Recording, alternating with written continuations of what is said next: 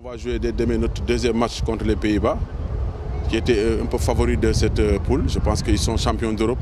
C'est une belle équipe, une équipe joueuse, une équipe qui joue bien, mais malheureusement pour eux, c'est le premier match contre le Japon.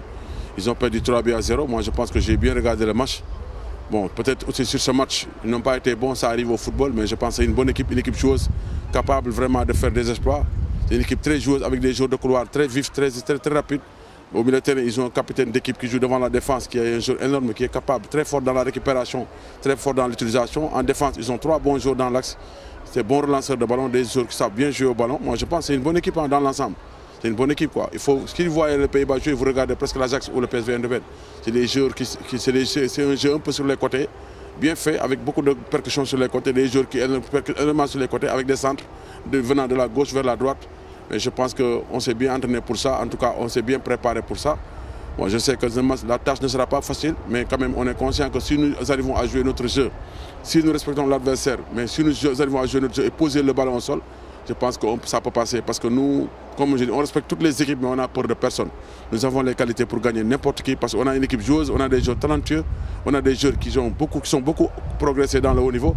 Maintenant, il suffit de ne pas trop jouer avec légèreté, de rester concentré de la première à la 95 minutes, vraiment d'être un peu plus sérieux dans les transitions offensives comme dans les transitions défensives. Essayer aussi de marquer les buts, les occasions que nous allons créer. Oui, c'est important toujours de gagner son premier match parce que ça donne beaucoup de confiance, mais il ne faut pas trop penser sur ça. Il faut rester serein, il faut rester concentré parce que le premier match maintenant c'est derrière nous. Il reste un match important contre la Hollande. Je pense que si nous arrivons à gagner ce match, on sera qualifié pour le deuxième tour. Maintenant c'est une finale avant la lettre parce que l'Hollande aussi a perdu. Donc je pense qu'il faut rester concentré, bien emballer le match, ne pas faire comme la fois passée. Encaisser un but matinal, c'était pas bon parce que la Hollande n'est pas aussi les États-Unis.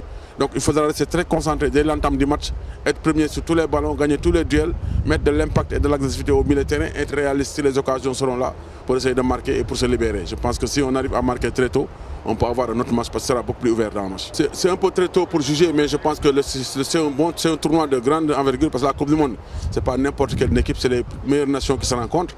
Il y a le Brésil, il y a l'Argentine, il y a l'Italie, il y a l'Espagne, il y a d'autres équipes qui sont là, qui émergent comme le Nigeria qui a été quintuple champion du monde. Je pense qu'il y a de belles équipes comme le Sénégal aussi qui progresse depuis quelques années. Moi je pense qu'on va assister à un très bon tournoi. Je pense que les gens aimeront sur le spectacle qui se donnera ici au Brésil.